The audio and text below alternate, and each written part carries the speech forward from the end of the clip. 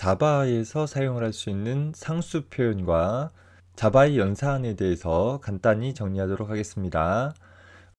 자바에서 사용되어지는 기본 자료형에 대한 몇 가지 리터럴 상수 표현을 살펴봅시다. 자, 보통 리터럴이라고 한다면 값 그 자체를 직접 나타내주는 그런 상수 표현을 가리키는 것이죠. 이미 알고 있다시피 십진정수 형태로 음수, 양수 포함해가지고서 다 표현할 수 있고, 앞에 0으로 시작하면 8진수, 0x로 시작하면 16진수, 이제 0b로 시작하게 되어지면 현재 JDK 7부터 지원되어진 표현이기는 하는데 2진수 표현도 가능하다라는 거예요. 전미사 L을 붙여주면 롱형 상수로 표현되어지기도 한다 정도 살펴봅시다. 우리는 주로 십진 정수 표현을 사용하게 될 거예요. 자, 실수형 표현은 사실은 실수라는 표현보다는 부동소수점수형이라고 표현하는 것이 더 정확한 표현이고, 정수도 고정소수점수형이라고 표현하는 것이 더 정확해요. 자, 어찌됐든 간에 자바에서의 실수 표현은 C, C++와 마찬가지로 소수점 표기형 역시 가능하고, 그 다음에 지수 표기형, 보통 과학적 표기형이라는 방법 있죠. 3.4 곱하기 10의 마이너스 5승과 같은 표현 가능하다라는 것입니다. 불필요한 0 같은 것은 생략할 수 있어서 14점이라고만 쓸 수 있고, 혹은 .123과 같은 표현도 가능하기도 합니다. 전미사 없이 사용하면 모두 다 더블형 상수가 되는 것이고, 전미사 F를 붙여주게 되면 플롯 타입의 상수가 되어진다. 자, 문자형 상수는 어떤 한 문자에 대해 작은 따옴표로 둘러싸여진 표현을 가리킬 거예요. 알파벳이나 기호 문자, 혹은 숫자 문자, 혹은 역슬래시로 표현되어지는 특수 제어 문자뿐만 아니라 16비트로 표현되어지기 때문에 한글과 같은 문자도 역시 한 문자로 취급할 수 있다라는 장점이 생깁니다. 자, 논리형 상수는 따옴표 없이 true, false라는 예약어가 참, 거짓을 나타내는 논리 상수가 되는 것이죠. 특히 참조 자료형의 경우에는 추가되어지는 리터럴 상수로 null이라는 리터럴이 제공이 되어지는데, 우리 C나 C++에서 사용하는 null 포인터, 즉 대문자 NULL이 있었잖아요. 그 null 포인터와 같은 역할을 수행을 해주게 될 거예요. 즉 특정 참조 변수가 null 값을 갖고 있다라고 한다면 이 참조 변수는 유효한 참조 값을 갖고 있지 못한 상태이다 라는 것을 나타내주고 있다 라는 것입니다. 예를 들어서 다음과 같은 str이라는 참조 변수는 참조 변수가 선언되었을 뿐 null 값을 갖고 있으면 아직 스트링 객체에 대한 참조 값을 명시적으로 할당받지 못한 상태인 거죠. 다시 말해서 이 상태에서는 아직 문자열 객체가 만들어져 있지 않은 상황인 거예요. 그저 문자열 객체를 가리킬 수 있는 참조 변수만 준비되어져 있는 상태인 것이죠. 이렇게 null 값을 갖고 있는 참조 변수를 통해서 마치 객체가 있는 것처럼 메서드를 접근한다든가 멤버 변수에 접근하게 되어지면 우리 자바 프로그램에서는 null pointer exception이라는 예외가 발생되어져서 프로그램이 비정상적으로 종료하게 되어진다라는 거예요. 자바의 예외 처리는 엄격하고 또 자바 버추얼 머신에 의해서 많은 부분 자동으로 제공되어지는 부분들이 있어 굉장히 유용하게 사용되어질 수 있어요. 프로그램을 수행을 하다가 갑자기 어느 부분에서 null pointer exception이 발생됐다라고 하면 여러분들은 내가 객체가 할당되지 않은 참조 변수를 사용하고 있었나 보다 라고 생각을 해주면 되고, 그 부분에서 예외가 발생한 그 부분에서 객체가 할당되지 않은 참조 변수가 뭐가 있는지를 찾으면 쉽게 정정을 해나갈 수 있게 될 것이에요. 문자열 같은 경우에는 문자와 다르게 이중 따옴표로 표현되어진 0개 이상의 문자들의 나열로 표현해주면 돼요. 한 문자로 표현된 문자열도 있고 숫자 문자로 구성된 문자열도 있겠죠. 이 모두는 자바 내부에서는 문자열 객체로 표현되어진다라는 것입니다. 좀 특이하게도 프로그램 내부에서 문자열은 자주 사용되어지다 보니까 이렇게 하나의 참조 변수를 선언을 하고 그 안에 하나의 문자열 리터럴을 할당해 줘라 라는 표현도 보면 내부적으로 보면 str이라는 참조 변수에 문자열 객체에 대한 참조값이 할당되어지는 일이 일어나서 뒤에 가서 우리 자바에서 객체를 생성하는 표현들이 있지만 문자열의 경우에는 명시적으로 객체를 생성하는 표현 없이 이렇게만 쓰더라도 내부적으로 문자열이 생성된다 라는 점 유의를 해주기 바랍니다.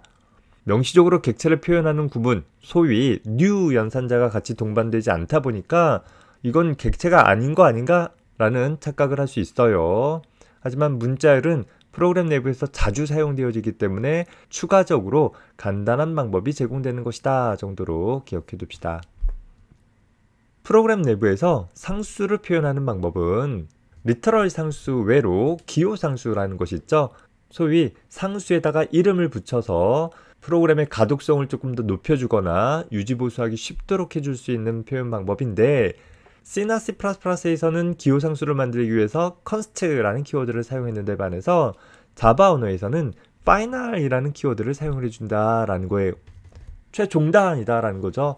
어떤 초기 값을 갖는 변수 선언문 같이 써주되 앞에 final이라는 키워드를 써주게 되면 얘는 변수가 아니라 종단의 변수, 즉 더 이상 바꿀 수 없는 변수다, 즉 기호 상수로 사용하겠다라는 의미가 되어집니다.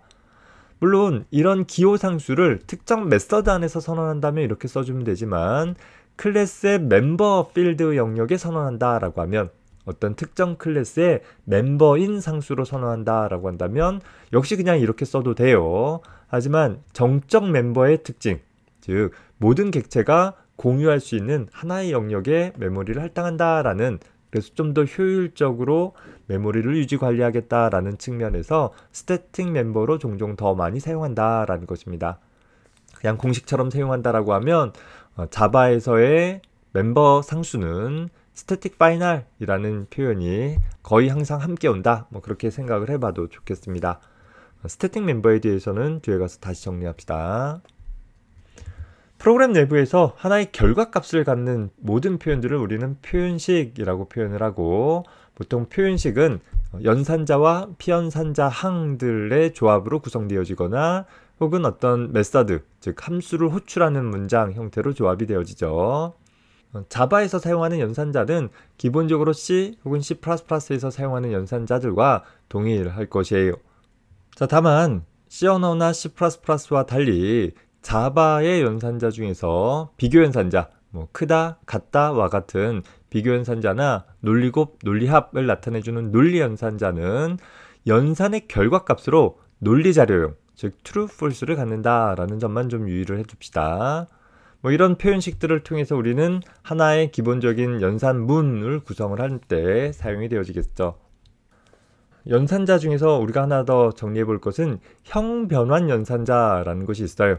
보통 타입캐스팅이라고 해가지고서 어떤 표현식 앞에 괄호로 둘러싸여진 하나의 타입 표현을 통해서 하나의 표현식의 결과값에 대한 자료형을 강제로 다른 자료형으로 변환하고자 할 때 사용이 되어집니다. 무조건 어떤 임의의 타입을 다른 타입으로 강제적으로 변환할 수는 없어요. 그 표현식이 표현하는 데이터의 범위를 더 넓은 타입으로 바꾸거나 혹은 강제적으로 더 좁은 타입으로 변환할 때 종종 사용이 되어질 것입니다. 연관된 자료형들에 대한 변환만 가능하다라는 점에 염두에 두기 바랍니다. 예를 들어서 숫자 1을 스트링 타입으로 캐스팅한다라고 해서 갑자기 문자열 객체가 되지는 않는다라는 거예요.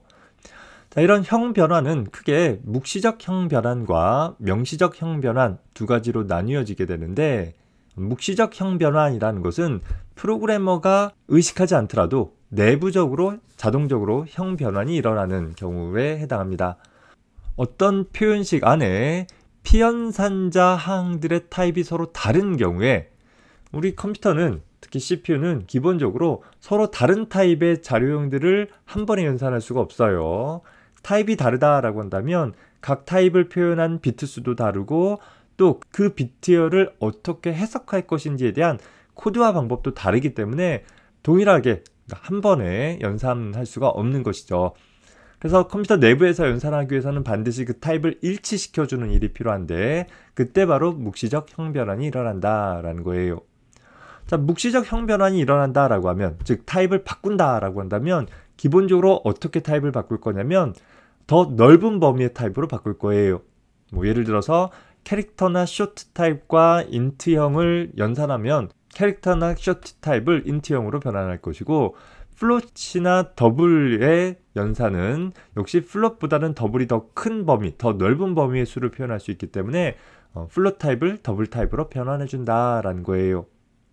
특이하게 캐릭터나 쇼트라는 것은 모두 다 정수 타입이지만 캐릭터와 캐릭터의 연산 혹은 쇼트와 쇼트 연산도 보면 그 결과가 모두 다 정수형이 자동으로 되는데, 이 경우는 두 피연산자 항이 모두 다 쇼트다 할지라도 내부에서 하나의 정수값은 인트 타입으로, 즉 32비트 타입으로 연산을 하기 때문에 발생되어지는 특징이기도 하다라는 것 기억해 두기 바랍니다. 우리는 주로 그냥 인트형으로 사용을 할 것이니까 큰 문제는 없는데, 나중에 쇼트와 쇼트를 계산했는데 결과가 쇼트가 안 나오는 경우를 보면 좀 황당해 보일 수 있겠죠. 특히 이제 대입문, 할당문에서는 항상 대입되어지는 값이 무엇인지가 중요한 게 아니라 대입되어지는 곳의 타입으로, 즉 A는 B라고 했었다라고 하면 B의 타입이 중요한 게 아니라 들어가는 쪽의 타입인 A의 타입으로 캐스팅이 되어진다라는 점도 염두에 두기 바랍니다. 자, 반면에 명시적 변환인 경우에는 앞서서 살펴본 것처럼 자동적인 형 변환이 일어나지 않는 경우에 프로그래머가 의도적으로 형 변환을 강제화하기 위해서 어떤 표현식 앞에다가 괄호 쳐주고 내가 형 변환하고자 하는 타입명을 써주면 된다라는 거예요. 대표적인 경우가 다음과 같은 예인데, 만약에 썸과 n이 모두 다 정수형 변수이다 라고 하면 정수와 정수를 나눠주게 되면 산술 연산의 결과는 피연산자항의 값과 동일한 타입인 정수의 결과값이 나오기 때문에 그것이 아니라 나는 소수점이 포함되어진 실수의 결과값을 얻고자 한다라고 하면 나눗셈 연산자의 두 피연산자 항 중에 어느 하나를 실수, 즉 더블형으로 만들어주면 된다라는 거예요. 자, 이때 변수의 타입을 바꿀 것이 아니라 변수의 타입은 정수로 유지한다 하더라도 그 변수가 나눗셈 연산에 사용되기 전에 먼저 타입캐스트 연산자를 통해서 더블형으로 캐스팅 해주게 되면, 자, 이 문장은 보면 할당 연산자, 캐스트 연산자, 나눗셈 연산자 3개의 연산자가 사용되어지는데, 연산자 우선순위가 제일 낮은 것은 할당 연산자, 연산자 우선순위가 높은 것은 단항 연산자인 캐스트 연산자와 이항 연산자인 나눗셈 연산자 중에서 단항 연산자가 일반적으로 우선순위가 더 높다라는 거예요. 그래서 썸이라는 변수의 값을 더블형으로 캐스팅한 결과를 n으로 나눈 다음에 avg에 할당해라 라는 형태로 처리가 되어져서 나눗셈 연산이 수행되어지는 동안에는 더블형과 정수를 나누는 연산이 일어날 것이고, 이러면 정수 n을 내부적으로 암묵적 캐스팅을 수행을 해서 더블형 값으로 바꿔주어서 더블형과 더블형을 연산을 하고 그 결과도 더블형의 결과값을 얻을 수 있고, 그래서 소수점을 갖고 있는 평균값을 만들어낼 수 있게 된다라는 것입니다. 물론 양쪽 다 명시적으로 더블형으로 캐스팅해줘도 되지만 그러면 코드가 좀 복잡해 보이기 때문에 보통은 앞쪽 피연산자 항을 더블형으로 캐스팅하는 표현을 더 즐겨 사용하게 될 것이에요.